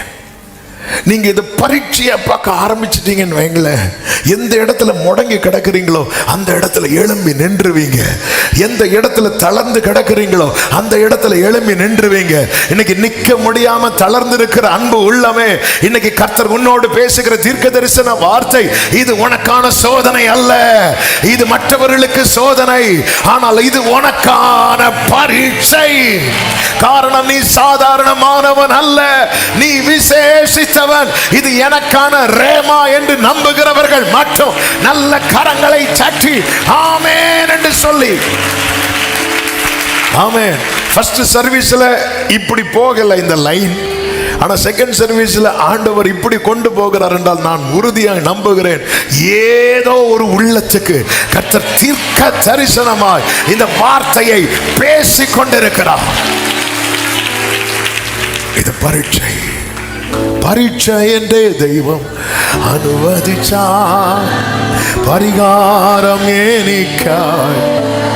இது பரீட்சை, இது பரீட்சை. அப்போ இந்த புயல் பரீட்சையானா, பரீட்சை நான் மட்டும் அட்டன் பண்ணல, ஏன் அவர் என்ன பிராமிஸ் கொடுத்திருக்கிறார், உலகத்தில் உங்களுக்கு உபத்திரவம் உண்டு, ஆனாலும் திடன் கொள்ளுங்கள், நான் உலகத்தை ஜெயித்தேன். அதன் அர்த்தம் என்ன? ஏற்கனவே ஜெயத்தை எழுதிவிட்டார். என் ஆண்டவர் சிலுவையிலே வெற்றி சிறந்தார். அப்படி என்றால் இன்னைக்கு நான் சந்திக்கிற பிரச்சனையை நான் ஜெயிக்க போகிறேன், இன்னைக்கு நான் சந்திக்கிற போராட்டத்தை ஜெயிக்க போகிறேன். ஓ நம்புகிற தேவ பிள்ளைங்க, அந்நிய பாஷையில மற்றவர்கள் தேவனுக்கு ஆராதனை செலுத்துங்கள். இது ஜெயம், இது ஜெயம் எழுதப்பட்டு விட்டது. இந்த பரீட்சைக்கான ரிசல்ட் எழுதப்பட்டு விட்டது. இது ஜெயம், இது ஜெயம். ஹalleluya. பரீட்சைக்கான ரிசல்ட் எழுதப்பட்டு விட்டது. புயலின் மத்தியில் நீர் நின்றிடு என்றீரே, நீரே என் சத்துவம், என் நம்பிக்கை நீரே. புயலின் மத்தியில் நீ நின்றிடு என்றீரே, நீரே என் சத்துவம், என் நம்பிக்கை நீரே. கடந்த நாட்களில் என்னுடனே இருந்தீர், என் கூடவே வந்தீர். கடந்த நாட்களில் என்னுடனே இருந்தீர், இன்றும் என் அருகில் என் கூடவே வந்தீர். வரும் காலங்களிலும் நீர் இருப்பீர். கைகளை உயர்த்தி எழும்பி வரும் புயல்களிலே நீரே எந்தன் கண்மலை, பொங்கி வரும் அலைகள் மேலே உம் பாதத்தின் சுவடுகளே. எழும்பி வரும், எழும்பி வரும். ஓரா மகனா மாசேகரே மாமா சனரோ. ஹalleluya. பொங்கி வரும்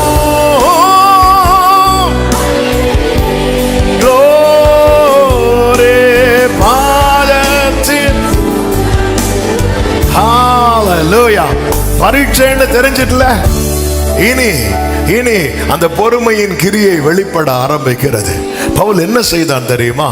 அவன் எல்லார் நடுவில் எழுந்து நின்று தன்னுடைய நம்பிக்கையை வெளிப்படுத்துகிறான். அவன் வெளிப்படுத்தின நம்பிக்கை 22 முதல் ஆமென் 25 வரை வாசிக்க வேண்டாம். ஆமென், அதை வேணும் மார்க் பண்ணி வச்சுக்கோங்க. ஆமென். அவன் வெளிப்படுத்தின நம்பிக்கை ஒன்று என்ன தெரியுமா? நான் அவருக்கு சொந்தமானவன். பரீட்சையில நம்ம எந்த நம்பிக்கையை கன்ஃபஸ், எந்த விசுவாசத்தை அறிக்கை பண்ணணும் தெரியுமா? நான் அவருக்கு சொந்தமானவன். அதை தான் என்ன சொல்லுகிறான் தெரியுமா? என்னை ஆட்கொண்டவரும். அந்த கூட்டத்தில் அவன் என்ன சொல்லவில்லை? நம்மை ஆட்கொண்டவர் என்று சொல்லவில்லை. ஏன்னா மற்ற யாருமே ஆமென் கிறிஸ்துவை இன்னும் ஏற்றுக்கொள்ளவில்லை. அந்த கூட்டத்தில் இவன் மட்டுமே இருக்கிறான். ஹல்லேலூயா. இப்படிப்பட்ட சோதனைகள், வேதனைகள், நெருக்கங்கள் மத்தியிலே மற்றவர்கள் புலம்பும் போது, வாழ்க்கையே முடிஞ்சுன்னு சொல்லும் போது, அந்த கூட்டத்தில் நீங்க தனி நபரா இருந்தாலும் உங்கள் விசுவாசத்தை அறிக்கை செய்யுங்கள்.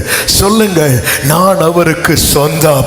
எல்லாரும் வலது கரத்தை உயர்த்தி விரும்புறவங்க, நான் எல்லாரும் சொன்னா கம்பல் பண்ணல, கோச்சிக்காதீங்க.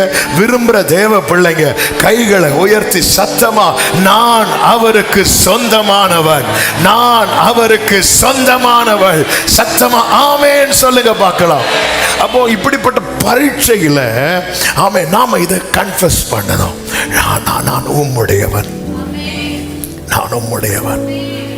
அடுத்து சொல்றாரு, நான் சேவிக்கிறவரும், நான் அவருக்கு ஊழியக்காரன், நான் அவரை ஆராதிக்கிறவன், நான் அவரை வழிபடுகிறவன், நான் இயேசுவை சேவிக்கிறவன், நான் இயேசுவை ஆராதிக்கிறவன். அவன் அறிக்கை பண்றான். சபை நடுவில் இல்ல, மொத்த நம்பிக்கை இழந்த கூட்டத்தில் 37வது அதிகாரம் எசேக்கியேலை அறிக்கை பண்ண வச்சார்ல, நீ பேசு அப்படிங்கிறார். நீ பேசு. நீங்க இதை சோதனையா பார்த்தீங்கன்னா உங்க வாயில புலம்பல் வரும். பரீட்சையா பார்த்தீங்கன்னா உங்க வாயில விசுவாச அறிக்கை வரும். ஆமென், ஆமென். ஐயோ, நேற்று தானே புலம்பிட்டு இருந்தேன், இது தெரிஞ்சிருந்தா நான் அறிக்கை பண்ணியிருப்பேனே. இன்னும் இருக்கு. ஆமென். ஏன்னா ஆண்டவர் என்ன சொல்லுவார்? நீ காலாட்களோடு ஓடும் போதே சோர்ந்து போவாய், ஆனால் குதிரைகளோடு எப்படி ஓடுவேன்? ஆண்டவரே எப்போ வருவீர்? அடுத்த நாளைக்கு மேக்ஸ் எக்ஸாமா? சீக்கிரம் வரும் மாறனாதா. நாளைக்கு ரிசல்ட் வருதா? ஆண்டவரே இப்போ வரும், இறங்கி வரும். ஹல்லேலூயா. நிறைய பேர் ஆண்டவர் எப்போ வருவார்னு கேட்கறது எதுக்கு தெரியுமா? ஆமென். ஜீசஸ். ஆண்டவருக்கு மாத்திரம் மகிமை. நான் சேவிக்கிறவன். அவன் கன்ஃபஸ் பண்றான். மூன்றாவது என்ன சொல்லுகிறான் தெரியுமா? கர்த்தர் தன்னோடு பேசின வார்த்தையை சொல்லுகிறான். 24வது வசனம். பவுலே, பயப்படாதே, நீ ராயனுக்கு முன்பாக நிற்க வேண்டும், நீ ராயனுக்கு முன்பாக நிற்க வேண்டும். ஆண்டவர் சொன்ன வார்த்தை இது. எங்க சொன்னார் தெரியுமா? எங்க சொன்னார்? இது ஏற்கனவே சொன்னது. 23வது அதிகாரம் 11வது வசனத்துல, அன்று ராத்திரியிலே கர்த்தர் பவுலின் அருகே நின்று கைகளை உயர்த்தி ஒரு ஆமென் சொல்லுங்க பார்க்கலாம். அதாவது சபை அதாவது கொண்டாட வேண்டிய இடம் ஒன்று இருக்கும் பாருங்க. பைபிள் நீங்க இப்படி படிச்சுட்டே வருவீங்க பாருங்க. சில இடத்துல நின்று ஹல்லேலூயா அப்படி சொல்லிட்டு அடுத்து படிக்கணும். அப்படிப்பட்ட இடங்களாக இது. ஆமென். கர்த்தர் அவனோடு அப்படி சொல்லியிருக்கலாம்ல.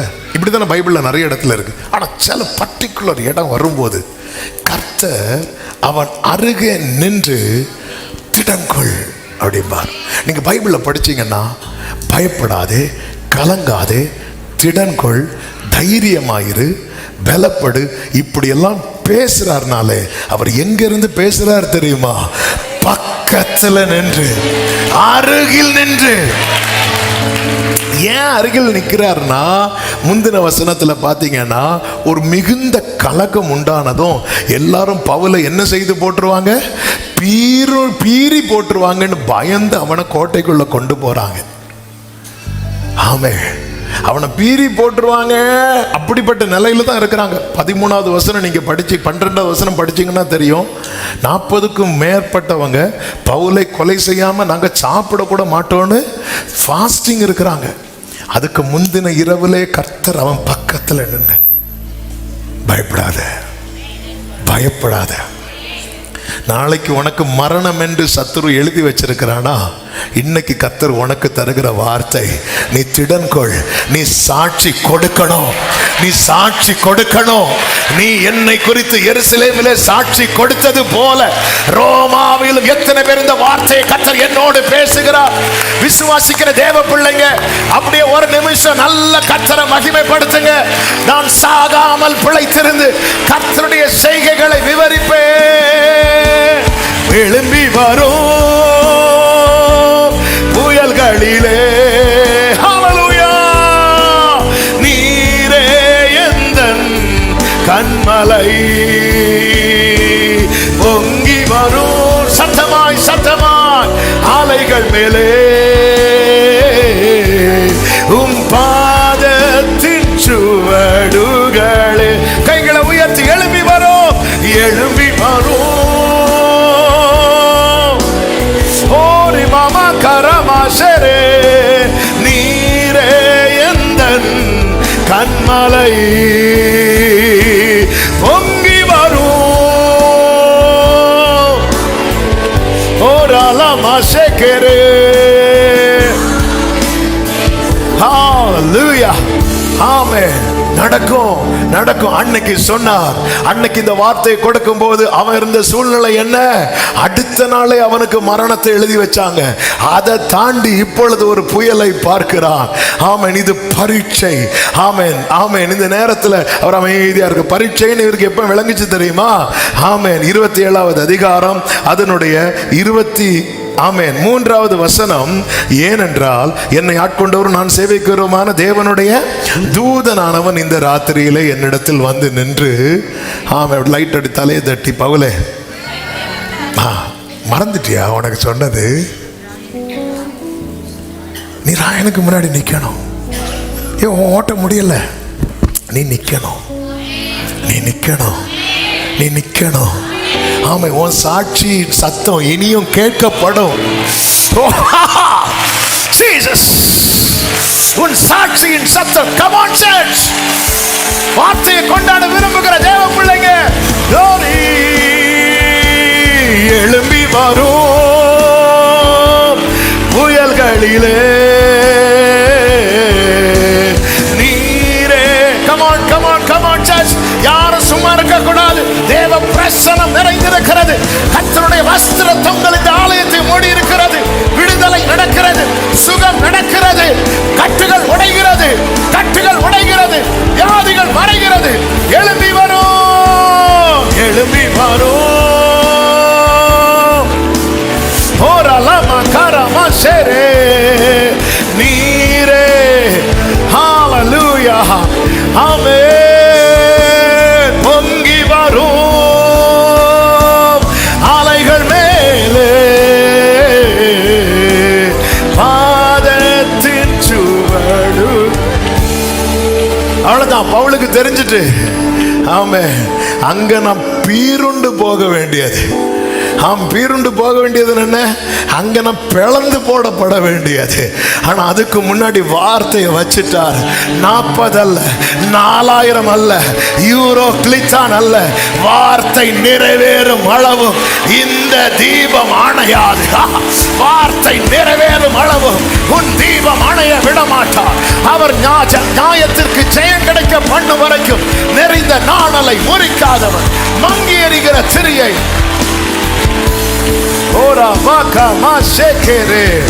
அவன் சொல்றான். அது மட்டுமல்ல, அடுத்து அவன் என்ன அறிக்கை பண்றான் தெரியுமா? 4வதாக, என் கூட இருக்கிறவங்களுக்கு தயவு, என் கூட இருக்கிறவங்களுக்கு தயவு. ஆமென் ஆமென். இதை கன்ஃபஸ் பண்ணணும். ஆமென். அது எப்படி ஏன் சாத்தியம் ஆகாது? ஆமென். நோவாவுக்கும் குடும்பத்துக்கும் கிருபை கிடைச்சதுன்னா பைபிள்ல இருக்கு. நோவாவுக்கும், அப்ப கர்த்தருடைய கண்கள் யாருக்கு மட்டும்தான் கிருபை கிடைச்சது? நோவா தன் குடும்பத்தை காக்க. அவன் எனக்கு அப்பா கண்ணில் கிருபை கிடைச்சா என் குடும்பத்துக்கும் கிடைக்கும். நம்புற தேவ பிள்ளை, கமான். ஆமென். வார்த்தை வெளிப்படும் போது என் கூட இருக்கிறவங்களுக்கு தயவு. சொல்லுங்க, என் கூட இருக்கிறவங்களுக்கு தயவு, என் கூட இருக்கிறவங்களுக்கு தயவு, என்னை சூழ்ந்து இருக்கிறவர்களுக்கு தயவு. கர்த்தர் உங்களை இந்த பாடுகளுக்கு உட்படுத்துகிறார் என்றால் உங்களை சூழ்ந்திருக்கிறவர்களுக்கு தயவு கிடைக்கிறது. ஷாரா பாகாரா பாதாரா ஆமென் ஆமென். அப்படியே ஆண்டவருடைய பிரசன்னத்தில் அப்படியே ஹalleluya. ஆமென். மறுபடியும் சொல்லுகிறேன், என்னை தாழ்த்தி சொல்றேன். நீங்க வேணா போய் ஃபர்ஸ்ட் சர்வீஸ் வீட்டில் போய் கேட்டு பாருங்க. ஆமென். நிறைய தீர்க்க தரிசன வார்த்தைகள் இந்த சர்வீஸில் ஆவியானவர் பேச வச்சிட்டு இருக்கிறார். ஆமென். எனக்கு தெரியல. காதுள்ளவன் கேட்க கடவன், காதுள்ளவன் கேட்க கடவன். வர்ஷிப் பண்ண விரும்புறவங்க கமான் வர்ஷிப் பண்ணுங்க. எஸ்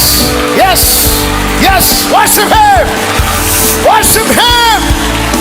நீ சாட்சி சொல்ல போற. உன் சாப்டர் க்ளோஸ் ஆகல. உன்னுடைய சாப்டர் நெக்ஸ்ட் பேஜ் ஒரு புதிய பக்கம். Glory. எழும்பி வரும் புயல்களிலே நீரே எந்தன் கண்மலை. பொங்கி வரும் ஓரமாக்கரால ஜனரே பாதத்தின் சுவடுகளே. ஆமென். இந்த நம்பிக்கை குடும்பத்தை குறித்து பாரப்படுகிற சகோதரா, குடும்பத்தை குறித்து பாரப்படுகிற சகோதரி, ஆமென், பாடுகள் நிமித்தம், போராட்டத்தின் நிமித்தம் சோர்ந்து போய் துவண்டிருக்கிறாயோ, இன்னைக்கு கர்த்தர் தம்முடைய தூதனை அனுப்பி உனக்கு சொல்லுகிறார், பயப்படாதே பவுலே, நீ ராயனுக்கு முன்பாக நிற்க வேண்டும். நீ ராயனுக்கு முன்பாக.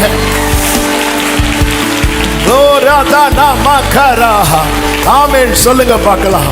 அது மட்டுமல்ல, அடுத்து சொல்லுகிறான் 25வது வசனத்துல, எனக்கு சொல்லப்பட்ட பிரகாரமாகவே நடக்கும் என்று தேவனிடத்தில். இது பரீட்சைன்னு நம்புற தேவ பிள்ளைங்க வலது கரத்தை உயர்த்துங்க. இப்போ சத்தமா சொல்லுங்க, எனக்கு சொல்லப்பட்ட பிரகாரமாகவே நடக்கும் என்று தேவனிடத்தில் நம்பிக்கையாயிருக்கிறேன். சத்தமா ஆமென். ஹalleluya. அவன் நம்பிக்கை அறிக்கையிட்டான். நம்பிக்கை அறிக்கையிடுற இடமா பவுலே? உண்மையில இது இடம் இல்லை. நேத்து வரை நான் இது சோதனை நினைச்சேன், ஆனா இன்னைக்கு கர்த்தர் இது பரீட்சைன்னு சொல்றார். நேற்று வர இன்னைக்கு காலையில் நீ ஆராதனைக்கு வரும்போது கூட ஏன் இந்த சோதனை என்றல்லவா வந்த? கர்த்தர் உனக்கு ஒரு வெளிச்சத்தை தரார். இது மற்றவங்களுக்கு சோதனை, உனக்கு பரீட்சை. 1000 10,000க்கு இது சோதனை. சட்டையின் கீழே இருக்கிற உனக்கு இது பரீட்சை. Glory.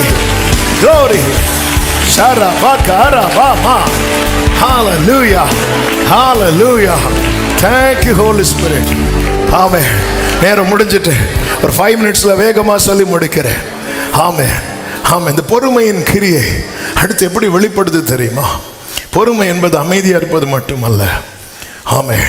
இப்படிப்பட்ட சூழ்நிலையில நம்பிக்கையை வெளிப்படுத்துறது. ஆமென். நம்முடைய நம்பிக்கை இன்னொருத்தங்களை அடிக்கிறது மாதிரி இருக்கக்கூடாது. பவுல் நம்பிக்கையை வெளிப்படுத்தும் போது அடுத்தடுத்து பயன்படுத்துகிற ஒரு வேர்டு உண்டு. என்ன தெரியுமா? திடமனதாயிருங்க.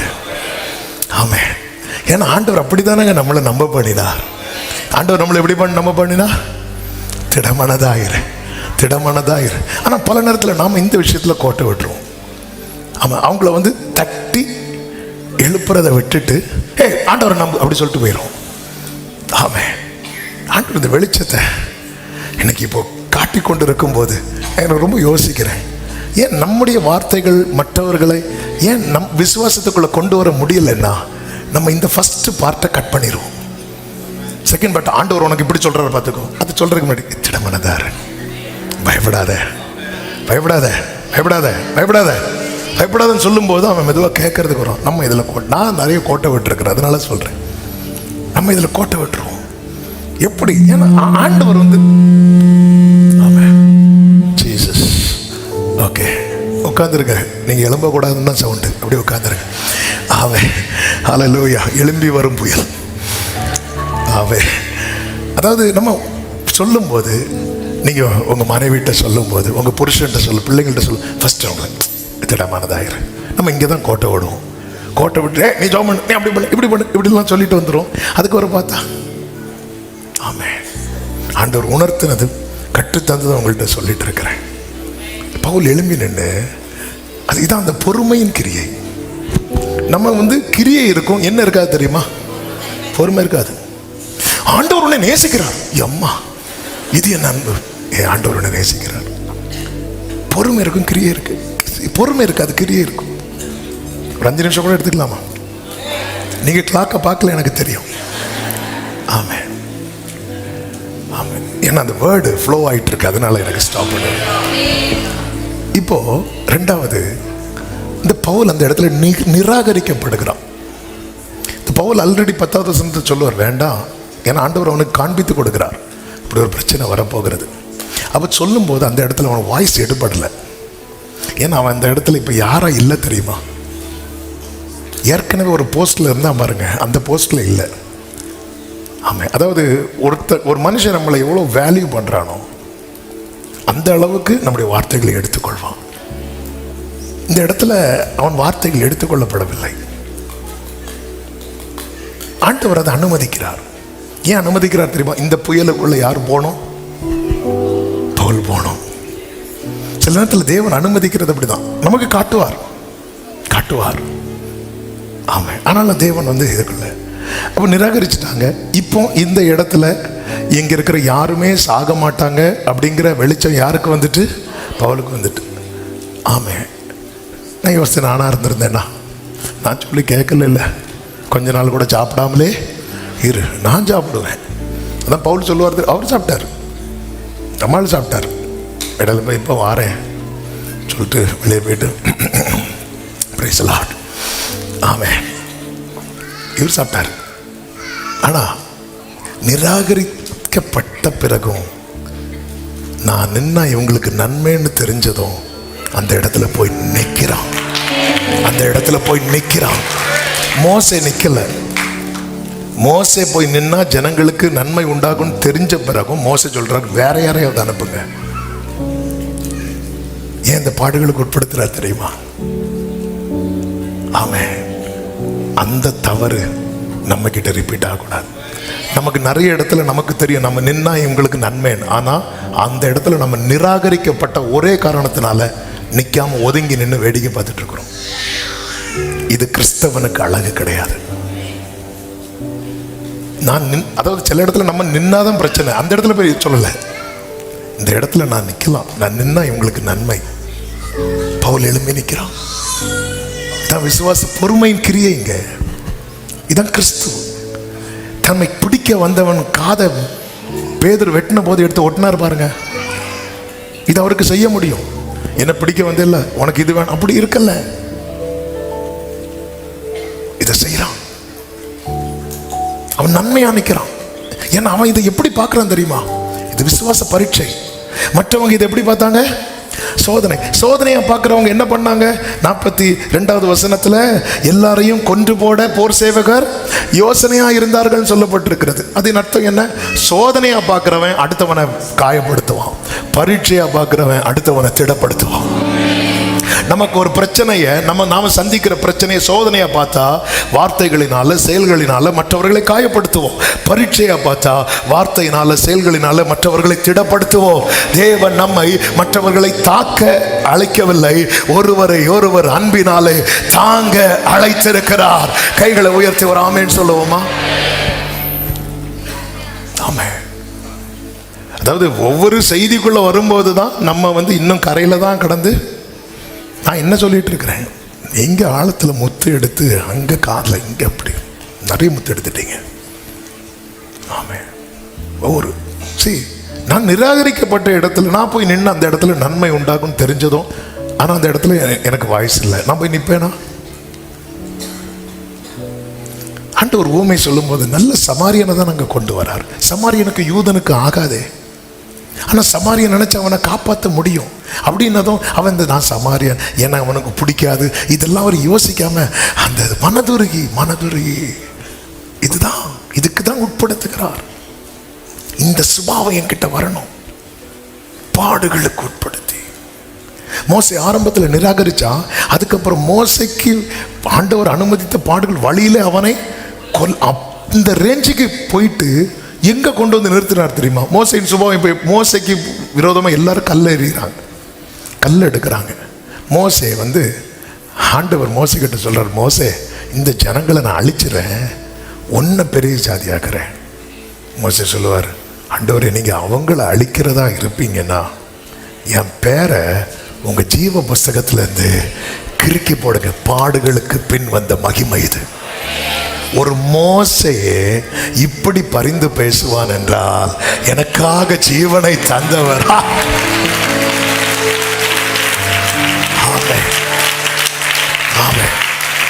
நம்பாம போன பின்பு நன்மையாக நின்றான். கப்பர் சேதம் உண்டாகும் என்று அறிந்தும் அதை ஏற்றுக்கொண்டான். 27வது அதிகாரம் அதனுடைய 14 நிற்க வேண்டும், 26 விழ வேண்டும். ரெண்டையும் அக்செப்ட் பண்றார். இதான் பொறுமையின் கிரியை. நீ ராயனுக்கு முன்பாய் நிற்க வேண்டும், ஆமென். நீ ஒரு தீவில் விழ வேண்டும், அது என் கணவருக்கு. அவருக்கு சிலர் அடிபட்டாதான். ஆமென். கடந்த சில மாதங்களுக்கு முன்பதாக ஒரு ஜெப குறிப்பு வந்துச்சு. அவங்க ஆன்லைனில் பார்க்குறாங்களே, பேர் ஊர் சொல்லாதனால கோச்சிக்க மாட்டாங்க. அவங்க என்னென்னா, பாஸ்டர் என் கணவனுக்கு 45 வயது, 50 வயது இருக்கும். ஆமென். அவர் பார்க்க 25 வயது போல இருப்பார். அதனால் அவருக்கு அநேக பெண்களோடு தொடர்பு. நீங்கள் ஜோம் பண்ணி அவர் பார்க்கறதுக்கு 50 வயசு ஆள் மாதிரியே இருக்கிறது மாதிரி நீங்கள் ஜெபிக்கும்படி நான் வந்து வயசை மட்டும் கொஞ்சம் மாற்றினேன். ஏன்னா அவன் மீதி எல்லாம் அப்படியே இருந்து. ஆமாம், நான் இது எப்படி ஜோம் பண்ணேன் ஆண்டவரே. ஆமாம், சில நேரத்தில் அவர் அப்படி தான், இப்படி அவரை பார்த்தால் பிடிக்காம ஆகணும். ஆமாம், அது அவங்க வந்து பாஸ்டத்தில். ஆமாம், சிலர்லாம் ஜோம் பண்ணா, பாஸ்டர் என் பையனை ஆண்டவர் லைட்டை தட்டி கொண்டு வர ஜோம் பண்ணுங்க. ஆமாம், அதாவது விழுகும். இவர் அக்செப்ட் பண்ணுறார். இந்த மெச்சூரிட்டி இது.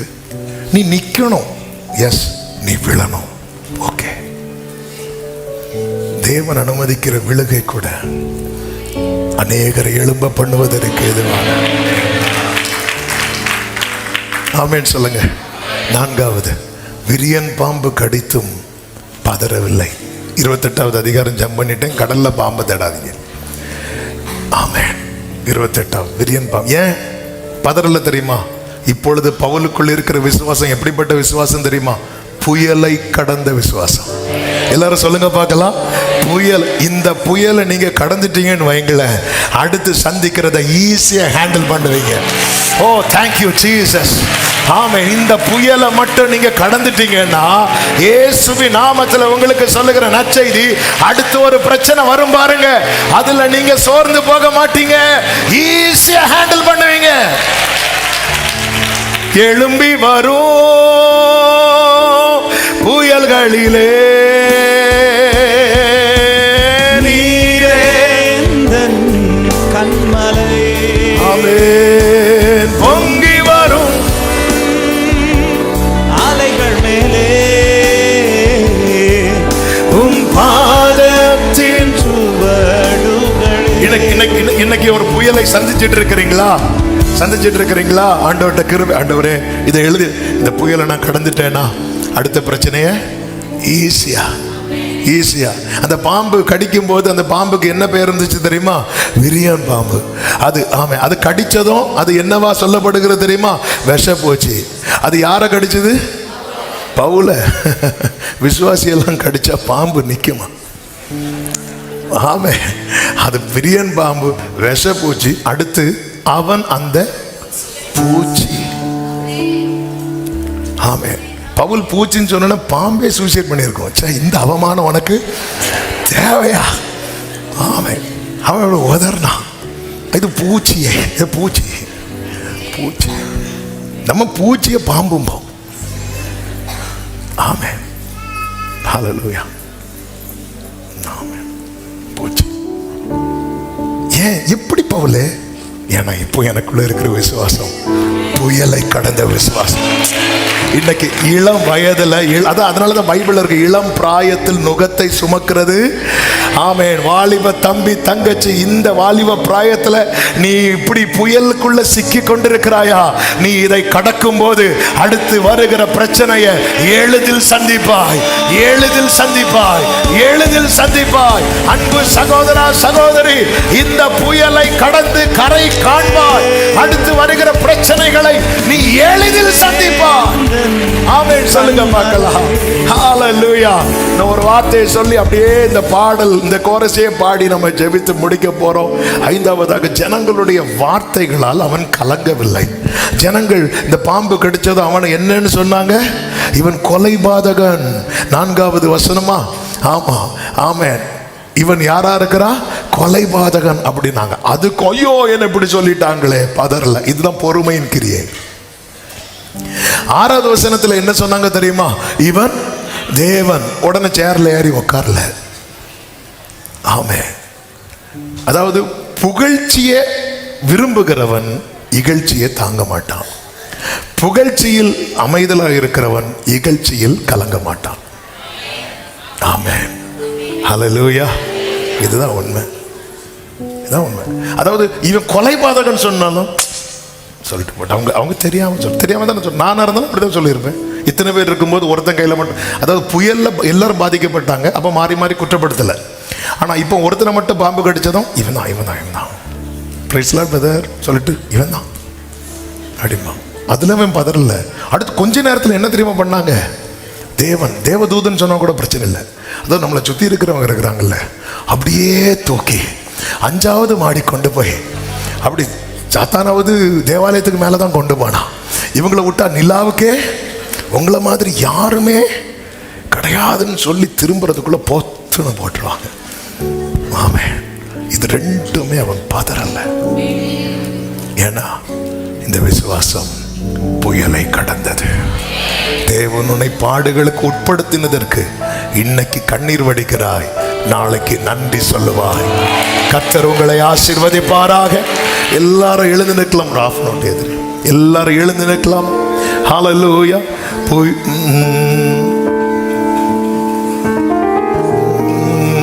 புயலின் மத்தியில் நீ நின்றிடு என் நீரே, நீரே என் சத்துவம், என் நம்பிக்கை. பாடுவோம். புயலின் மத்தியில் விசுவாசத்தோடு பாடுங்க. ஒரு 3 minutes, maximum 5 minutes. நீரே என் சத்துவம், ஹல்லேலூயா. என் நம்பிக்கையை நீரே. ஆமென். கடந்த நாட்களில் என்னுடனே இருந்தீர், இன்றும் என் அருகில் என் கூடவே வந்தீர். கடந்த நாட்களில் என்னுடனே இருந்தீர், இன்றும் என் அருகில் என் கூடவே வந்தீர். ஆமென். வரும் காலங்களிலும் நீர் இருப்பீர். கைகளை உயர்த்தி எழும்பி வரும் புயல்களிலே நீரே எந்தன் கண்மலை. வர்ஷிப்பே. பொங்கி வரும் ஆமென். பாதத்தின் சுவடுகள் எழும்பி வரும்.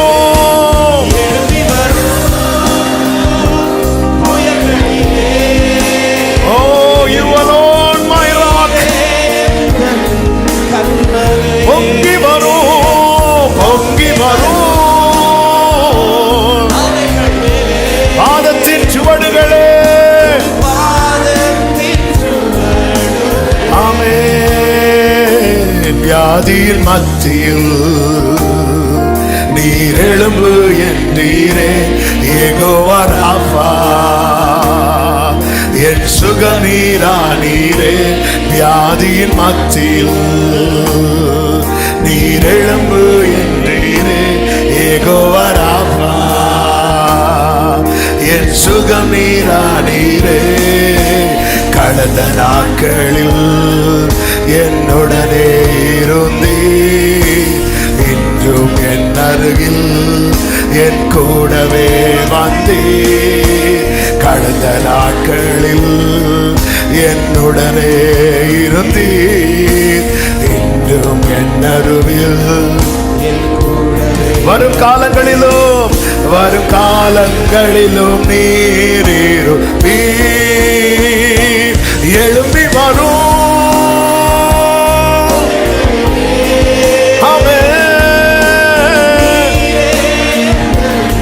கண்மலை பொங்கி வரும் அலைகள் மேலே பாதத்தின் எழும்பி வரும்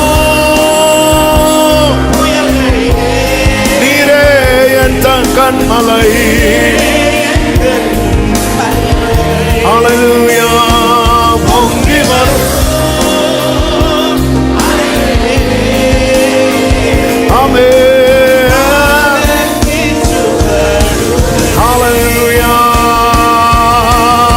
நல்ல கரங்களை தட்டி ஆமென். எந்த கல்லறையின் கல்லை திறந்திடுவேன்.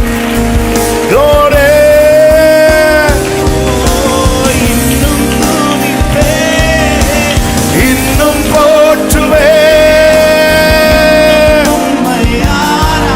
கைகளை உயர்த்தி சொல்லுங்க. எந்த கல்லறையில்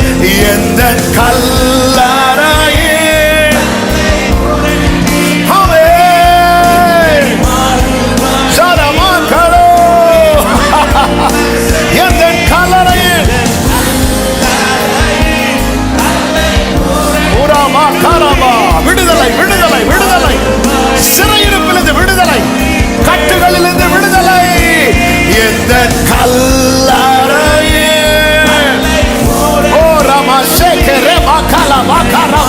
வியாதியிலிருந்து விடுதலை, மரண கண்ணியிலிருந்து விடுதலை விடுதலை விடுதலை விடுதலை விடுதலை விடுதலை. In the mighty powerful name of Jesus Christ. இயேசுவின் நாமத்திலே ஆமென்.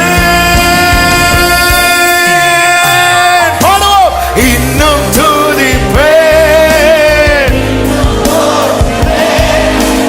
இன்னும் உம்மை ஆமென். Glory. Hallelujah. இப்ப எல்லாரும் சேர்ந்து ஒரே சத்தமாய் கைகளை உயர்த்தி நல்லவர் நல்லவர் வல்லவர் நல்லவர் நல்லவர் நல்லவர் சேம்ராம பிரார்த்தனரே.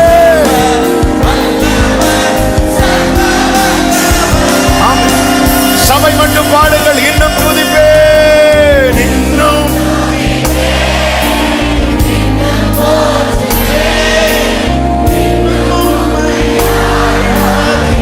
இன்னும் இன்னும் இன்னும் இன்னும் உம்மை.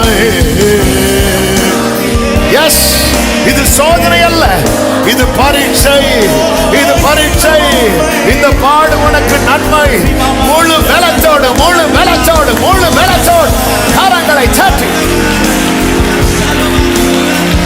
உடக்கராமா சேரு ரீமா பிரார்த்தனரே. ஹalleluya. ஆமென் ஆமென். பரிசுத்த பிதாவே, நல்ல தகப்பனே, உங்க பிரசன்னத்துக்காக நன்றி. நீர் எங்களை விடுவித்து எங்க பயத்தில் இருந்து ஆண்டவரே, இந்த மரண பயம், ஆண்டவரே நாளைய குறித்த பயம், எதிர்காலத்தை குறித்த பயம், இனி என்னால் நிற்க முடியாது என்கிற பயம், இயேசுவின் நாமத்தில் நாங்கள் அதை சுதந்திரிக்கிறோம். இதிலிருந்து நீர் எங்களை விடுவித்து விட்டு எங்களை சாட்சியாய் நிறுத்த போகிறீர். நன்றி அப்பா. இந்த புயலை கடக்க பண்ணினதற்காக ஸ்தோத்திரம். ஒவ்வொருவரையும் சாட்சியாய் நிறுத்தும், ஆசீர்வதியும், கிருபை சூழ்ந்து கொள்ளட்டும், கண்மணி போல காத்து கொள்ளும். தேவ சமாதான கிருபை ஒவ்வொருவரை, அவங்க குடும்பத்தை முழுவதும் ஆட்கொள்ளட்டும். எல்லா மகிமை கனம் துதி ஸ்தோத்திரங்கள் ஒருவருக்கே செலுத்தி உடைய பாதம் பணிந்து முத்தமிட்டு அர்ப்பணிக்கிறோம். இயேசு கிறிஸ்துவின் நாமத்தில் பிதாவே. ஆத்துமாவே. ஆமென். சேர்ந்து சொல்லுவோம். என் ஆத்துமாவே கர்த்தரை ஸ்தோத்திரி, என் முழு உள்ளமே அவருடைய பரிசுத்த நாமத்தை ஸ்தோத்திரி. என் ஆத்துமாவே கர்த்தரை ஸ்தோத்திரி, கர்த்தர் செய்த சகல உபகாரங்களை மறவாதே. ஆமென். நம்முடைய கர்த்தராகிய இயேசு கிறிஸ்துவின் கிருபையும் பிதாவாகிய தேவனுடைய அன்பும் பரிசுத்த ஆவியானவருடைய ஐக்கியமும் சிநேகமும் பாதுகாவலும் நம் அனைவரோடும் எல்லா பரிசுத்தவான்களோடு கூட கர்த்தருடைய வருகை மட்டும் தங்கி இருப்பதாக. ஆமென். ஹalleluya. God bless you. கர்த்தர் உங்களை ஆசீர்வதிப்பாராக.